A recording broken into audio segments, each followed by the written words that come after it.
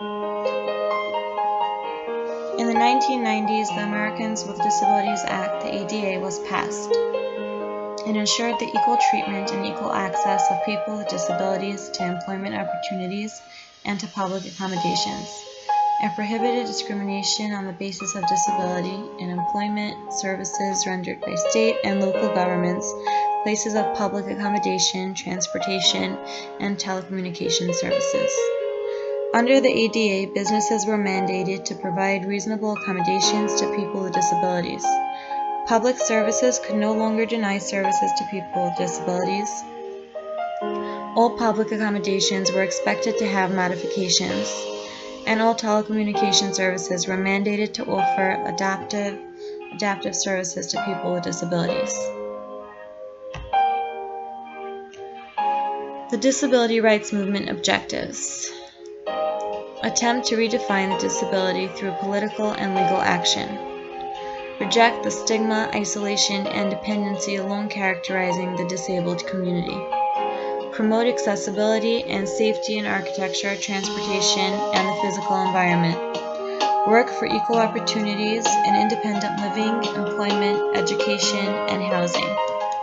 Foster freedom from discrimination, abuse, neglect, and from other rights violations.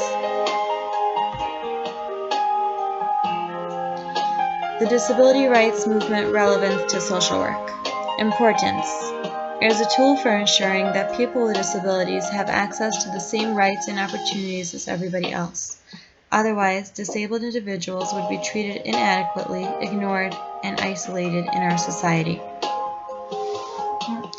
Relevance to social work. Social work promotes disability rights, opportunities, and decision-making.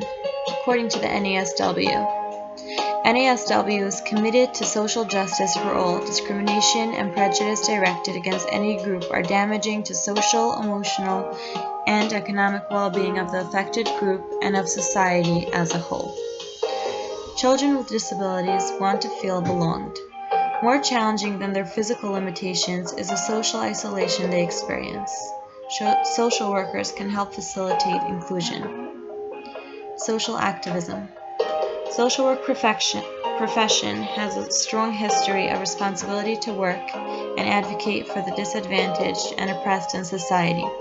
Social workers have worked in the disability arena at the micro and macro levels for as long as the profession has existed. Discrimination against disabled children. Disabilities Education Act. In 1975, the Education for All Handicapped Children Act was passed to guarantee: number 1, the equal access to public education for children with disabilities. Number 2, that every child has a right to education. And number 3, full inclusion of children with disabilities in mainstream education classes. In 1990, the Act was renamed to Individuals with Disabilities Education Act. Number 1, it further elaborated on the rights of parents to be involved in the educational decisions affecting their children. And number 2, it required that an individual education plan be designed with parental approval to meet the educational needs of a child with a disability.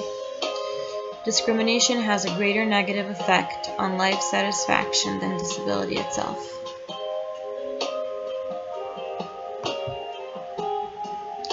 The United Nations Conventions on the Rights of the Child in 1989. A mentally or physically disabled child should enjoy a full and decent life in conditions which ensure dignity, promote self-reliance, and facilitate the child's active participation in the community.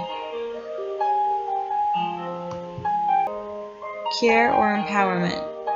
Empowerment means choice and control. It means that someone has the power to exert choice and therefore maximize control in their lives. Care has come to mean not caring about someone, but caring for in the sense of taking responsibility.